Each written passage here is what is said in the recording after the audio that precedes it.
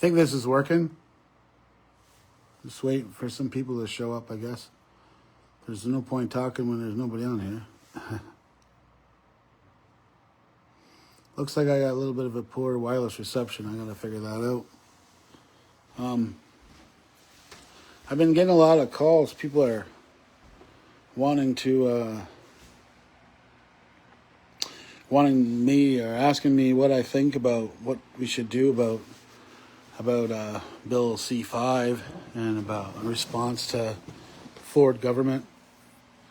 And I've been thinking about it a lot, and I feel like I should say something about it. So this is my attempt to do that. I'm not sure if I'm doing this right. It's been a little while since I did one of these. So here I am. I'm at it. And just give me a second. I'm inviting some people to come listen. I don't know if they will or not, but I'm inviting them anyways. So,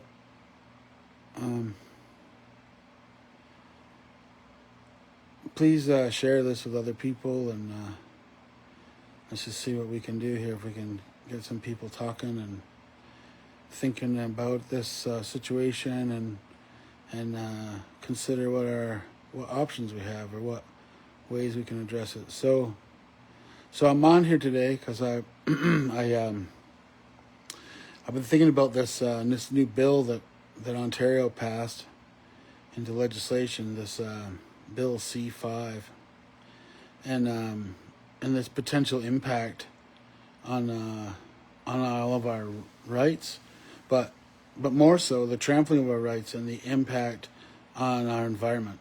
And I'm very worried about that. And lots of people are. I've heard lots of people saying something and being worried about it, and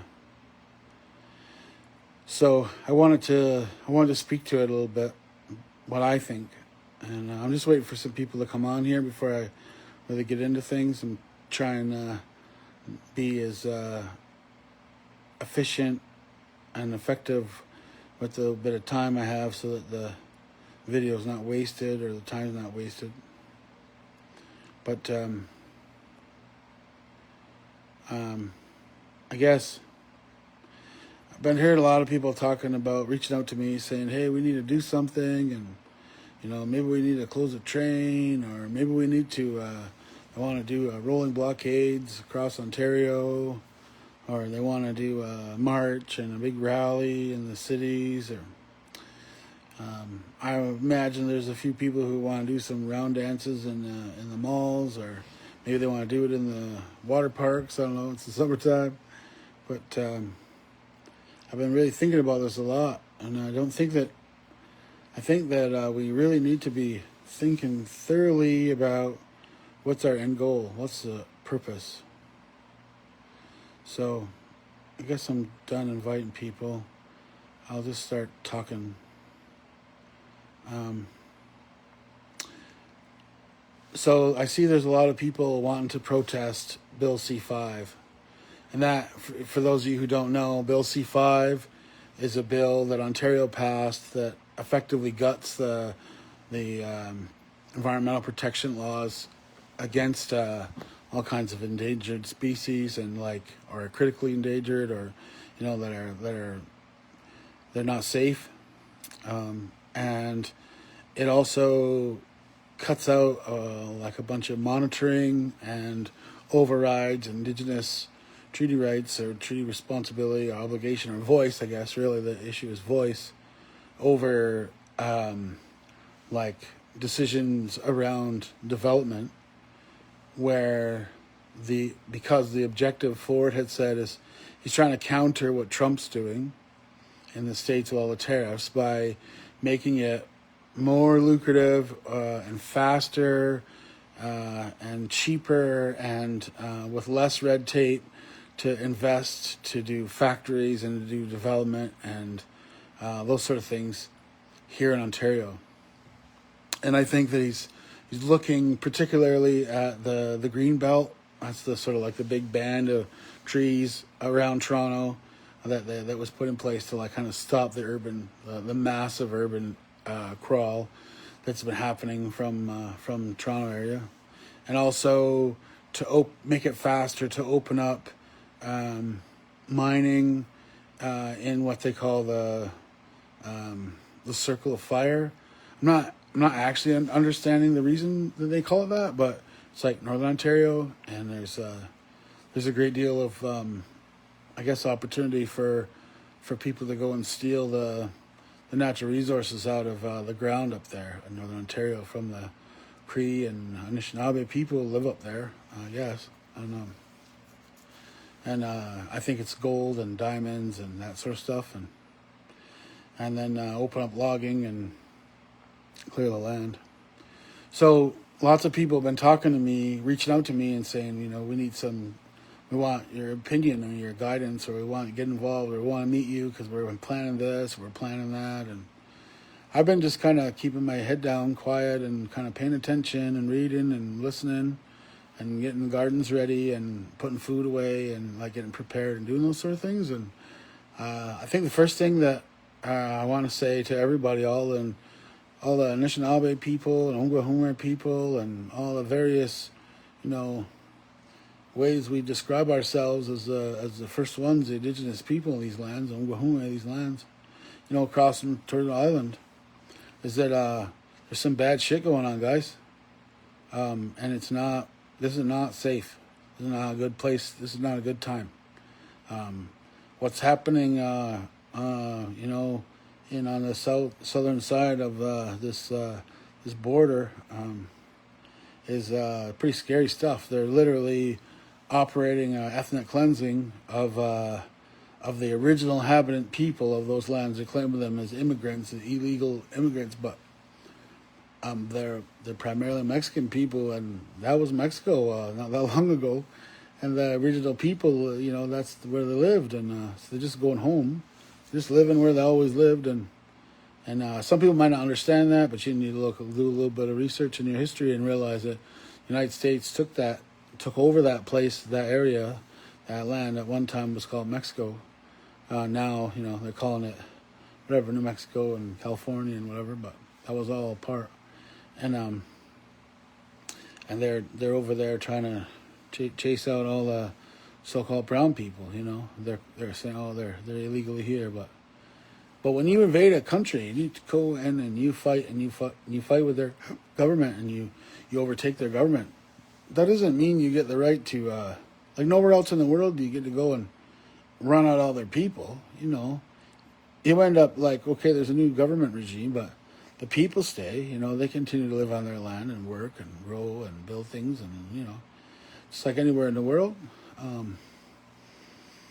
So what's going on isn't that they're deporting people. It's called ethnic cleansing, because they're removing them from the land. Because, there's a slogan we're hearing saying, let's make America great again. But I think it means let's make America white again. I think that's what they mean.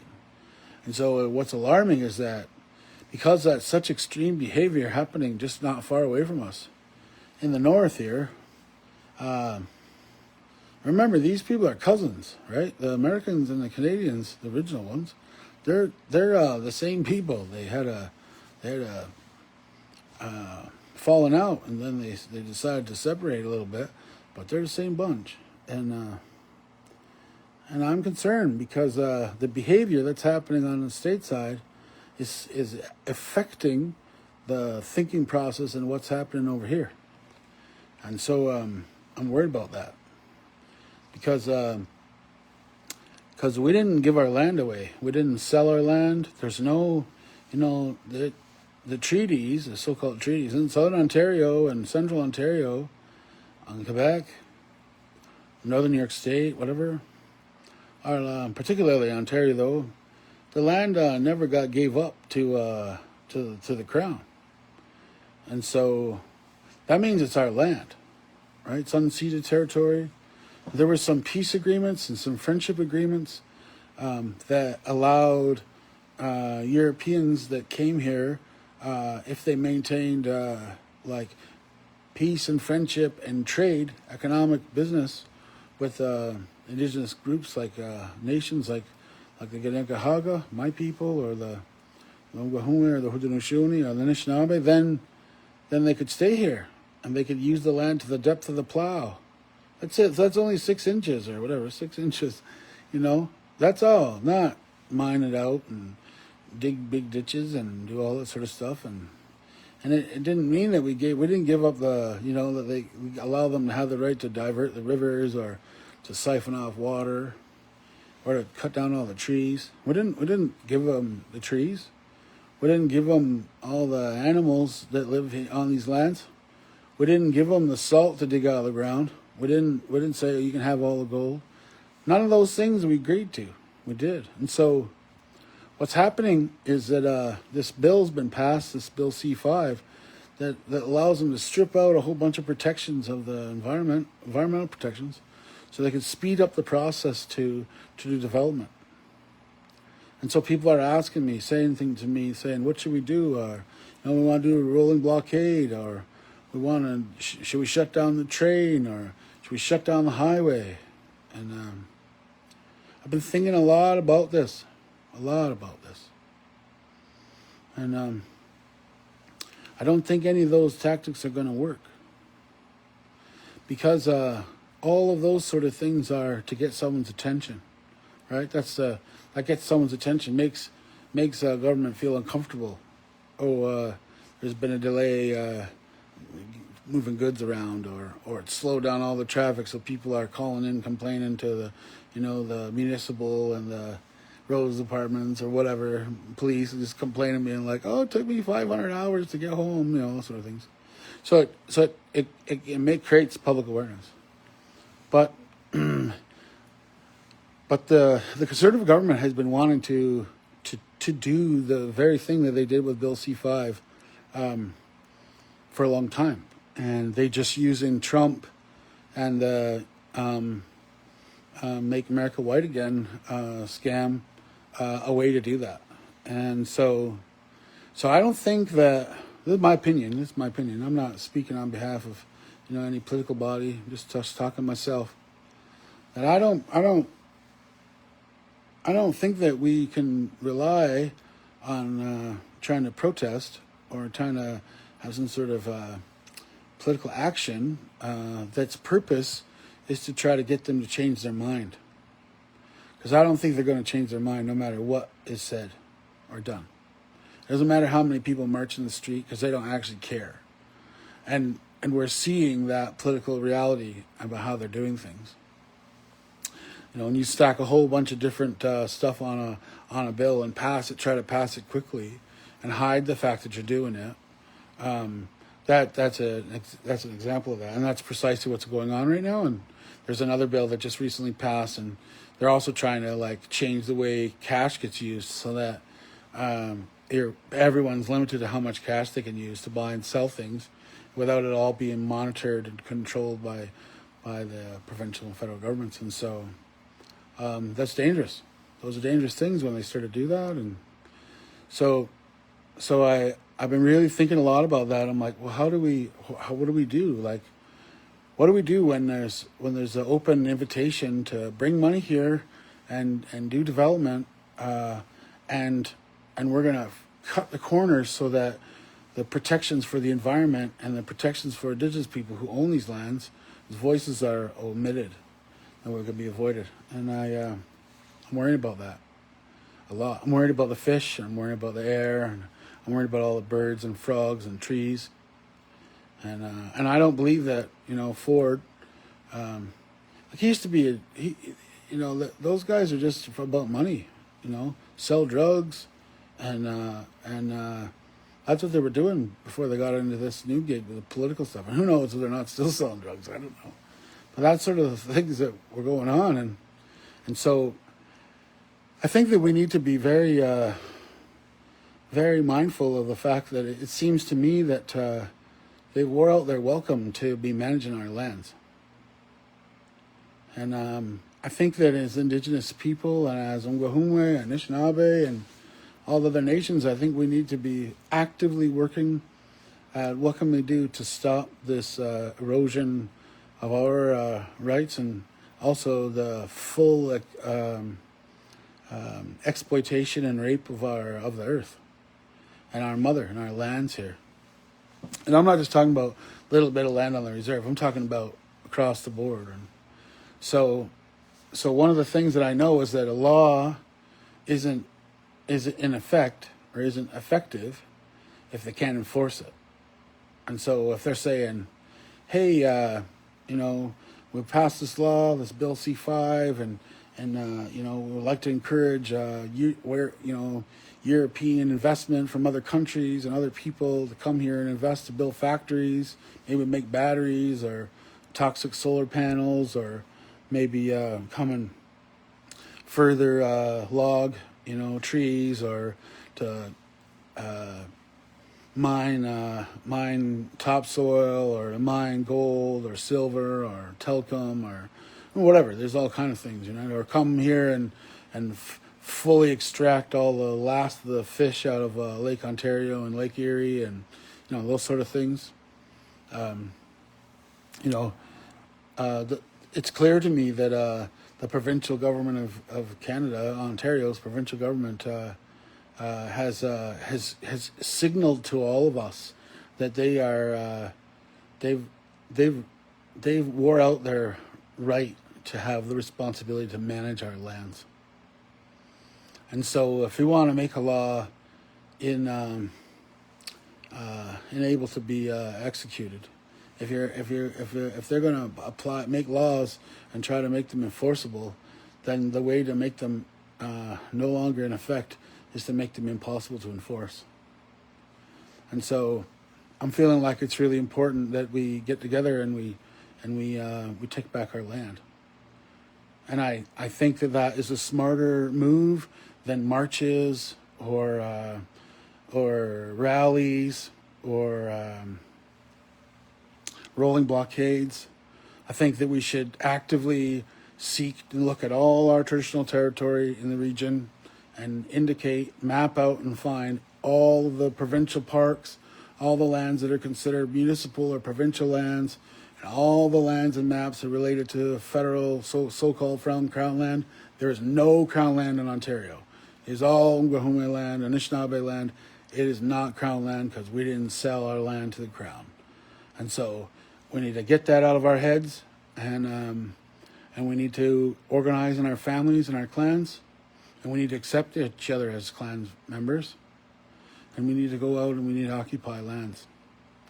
Our brothers and sisters in British Columbia, so-called British Columbia, they showed us something. They showed us that all their lands are organized by their clans, and those of us in the east here, we know that it used to be that way, but we haven't been organized like that in a long time, where our clans and our nations are holding lands, because we all got rounded up and put on these concentration camps called Indian reserves.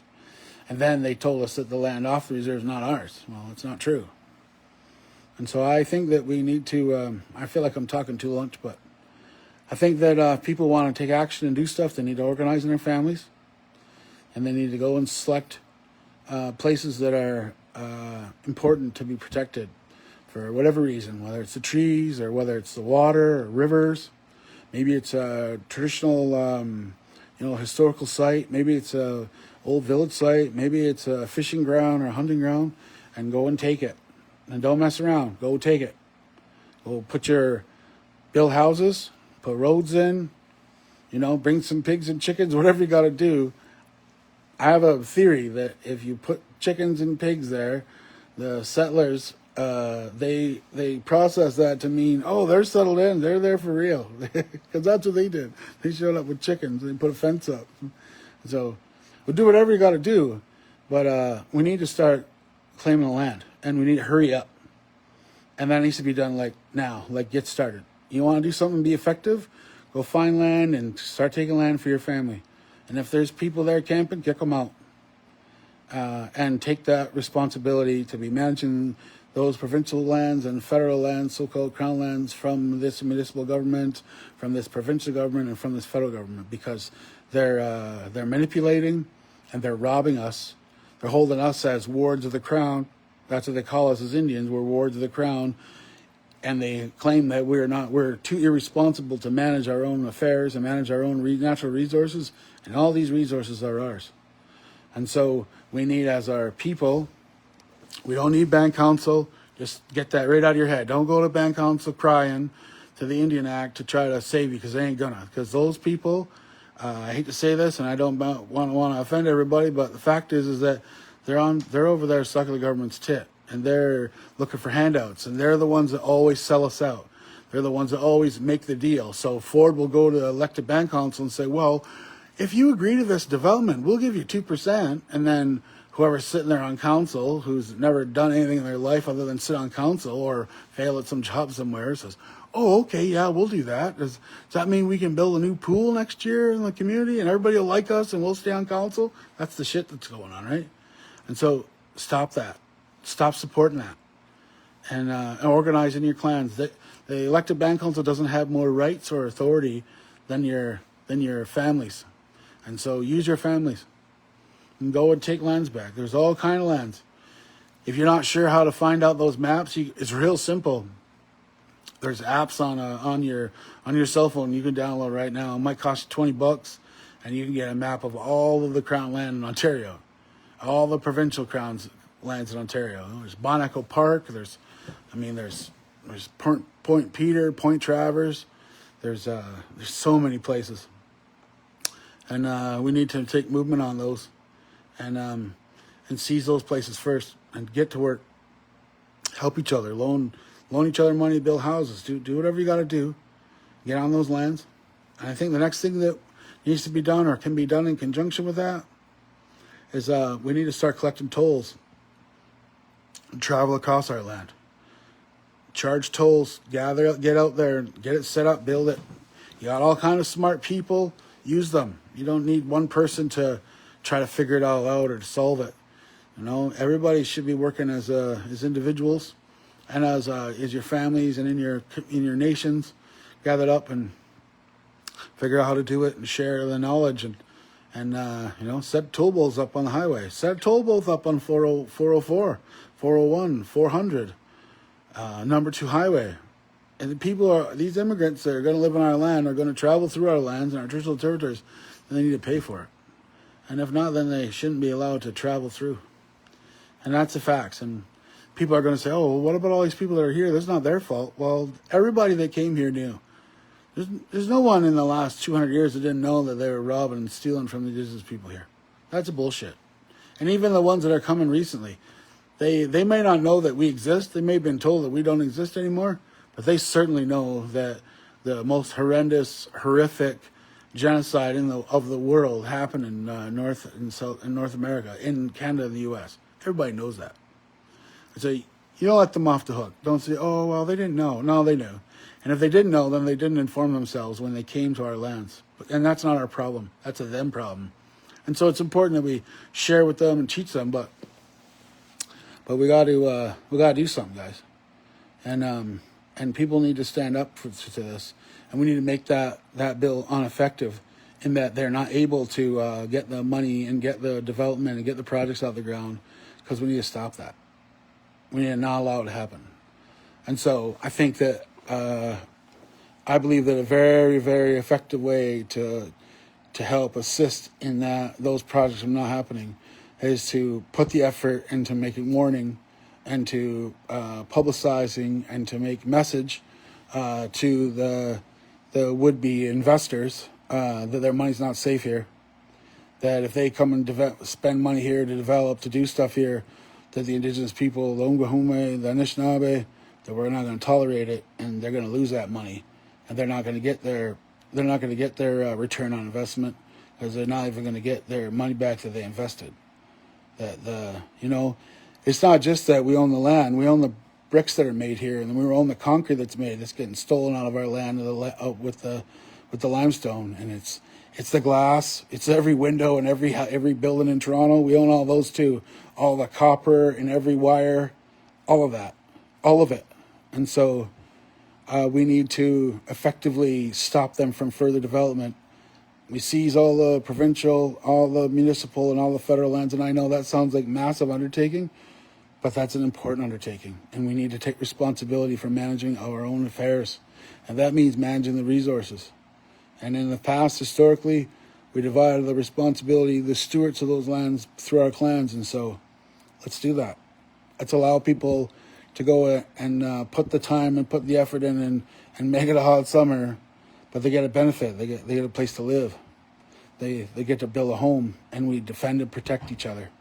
If they bring massive police to come and crush down on some, a group of people, families who've moved into the Rouge River area, then we go there and we protect them and we go and fight. And we don't allow them to go there and bully and bring weapons and bring tasers and bring flak jackets to people that are peacefully just trying to live and build a home and make a home for themselves. The original inhabitants. We don't tolerate that shit anymore. They come like that, we meet them with it. That's what I believe. That's what I believe we need to do. We need to not be sitting back.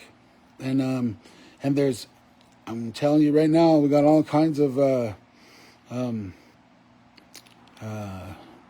like police officers, Indigenous police officers, First Nations constables. Those guys are not on our team. They're not on our side. They're not there to support their people or protect the treaty rights of the lands. That's not their job. And so don't run to them for safety, because they ain't going to help you. They're not going to help us to reclaim our territory as our lands. That ain't going to happen. And so don't trust them. Those are Indian scouts. Those are the ones helping the enemy. And that's the way it is. And they may be offended by hearing those words. And if that's the case, quit your jobs. Go work with your people and go and help your people. Don't go arresting them and dragging them off and sharing all the data to your superiors and Ontario government, or the RCMP or whoever, so that they could use that data to hurt your people further, because that's what you're doing when you do that. You write your reports and say, this is so-and-so and this is so-and-so and what they're doing. That's what you're doing. You're hurting your people. Or at least you're hurting your ancestors' people, because you're not really them anymore. So I've been thinking a lot about this, and if there's people that want to do marches and they want to do rallies and they want to do rolling blockades, I don't think those things are going to not hurt. I just don't think they're going to actually do anything other than get a bit of attention. And I don't think that we should any further try to sit at the table with and be a part of Canada or be a part of Ontario or be a part of the municipality, because no one should be forced to stay married or become married or to be neighbors and be best friends with your abuser who's raping you and robbing you. And that's what we're living with, right? That's what we're living with. And if there's anybody that wants to come and visit with me and make some plans about land occupation, or want to come and talk to me about building a foundation to raise money so we can charge Canada genocide, or the King of England, who came here and didn't even acknowledge this is our land, right? He came here to flex on Trump, saying, this is still mine, right? Didn't even come and speak to us. No, he needs to be charged with genocide, and his family, and so does Canada, for what they did to us. And we need to be seeking from the World Court that as a solution, that we be allowed to leave Canada, to be separate and to take our lands with us and our natural resources, and that we be compensated for the damages caused to us and seize our federal and provincial government assets. That's what we need to do. We need to not be looking to sit at the table, not to look for a negotiation or or what did Ford say? Don't come there with our hat in our hands. We need to take the hat and the clothes and the coat and all the rest of the stuff that they took from us and say, get out. You're no longer in charge. You're not taking control of this territory anymore. Nope. We need to do that. And so seize the lands that are most effective first, most easiest, and then go after the infrastructure that supports our way of life. There's no reason why there's not tolls being charged on that St. Lawrence either, or the Erie Canal. Men can go down there, and that can be organized, and you can control the traffic through there, and they can pay to pass. And there's no reason why you can't do that. And it's important, because we need ways to finance our governance, and we need to seriously raise our life chiefs and hereditary chiefs and leaders again. And so if there's any nations out there, any groups and families that want to raise the leaders, if they want help, get a hold of me and we'll organize with the rest of us. There's lots of people that are working on these things right now. Those things have been happening, and new chiefs and new clan members have been raised, and those things are happening, and we need to keep that going, and we need to build stronger. And if there's anybody out there who's second guessing that or saying, oh, that's, we shouldn't be doing that, or, well, how are we going to pay for this, or how are we going to, we'll figure it out. We'll figure it out. We'll solve those things together, one step at a time, one bridge at a time. But we can't allow fear. We can't allow fear to keep us from protecting our territory and our lands from these people whose objective is not to protect it. They don't care. They're just worried about money right now. They're just worried about today. That fat bastard does not care about what's happening in the future. I'm very, very mad about that. I'm very upset about it. Like, not emotionally upset. I'm like intellectually upset. And we can't tolerate this anymore. And those people that are going to actively work at disregarding the treaties and the rights of Indigenous people, they need their houses taken from them. They need the access to the lands that isn't owned by them. The cottages that they go up to, the Muskokas, those need to be removed. They need to be gone. And they'll learn that this is serious, and that it's they don't have the right to just do what Israel's doing to Palestine, because that's what's happening. And now they're acting like it's all theirs. They can do whatever they want. They pass whatever bill they want. They can strip out the land. They can steal every resource, and they'll do it in the name of the Indians. That's literally what's going on, and that needs to stop. And so I think that we should focus on resisting this Bill C-5 by doing things that benefit us, by taking territory and lands, by reoccupying areas, by creating tolls, and by building businesses and building opportunity for our people, and not put so much time and energy and money into stopping them from developing a site. Just take a whole road, take a whole area, move in, and support each other. Build land registry. Build land registry with the group you have, and then we'll link them together. Start producing land stewardship certificates, and acknowledge the warriors and the warriorettes that are out there and on the land, and say, well, you're the stewards of it now. It's yours. You take care of it, and you can't sell it to anybody. Like, we got to do those things. And that has to happen now, guys. So when I say now, I mean, like, we have to change our gears and move in that direction. And I suspect that what's happening in the States we will feel a massive economic impact over the next 6 months to a year. And so it's very, very important that people return to the land. Start trapping, start fishing again, put a little garden in. It's not too late, even though it feels so hot. Go to the nursery, go get some cucumbers and tomatoes and 10 pounds of potatoes and put it in the ground. Grow it. All you know how. You got an auntie, you got a grandma, you got somebody. Go do it, because you need food. And it's very hard to resist, to fight back and push back if you're kept in poverty. And that is what they're going to try to do. If every single time, I've noted this over the last 30 years, every single time there's Indigenous resistance, there's right after it, there's a time of economic drop, where there's a loss in money. And we've seen that in 2020 when all the trains got shut down and the roads and bridges all got shut down, and there was a economic blockade against Canada for what they were doing with Wet'suwet'en. Then we've seen a massive blow. The Ford government opened up the licensing and just really targeted the Indigenous communities that were involving in the cannabis industry to try to diminish it, so that people didn't have the financial resources to resist what they were doing. And so if people are in poverty, then they can't fight back. And so all of us need to actively work together, and we need to help each other economically grow.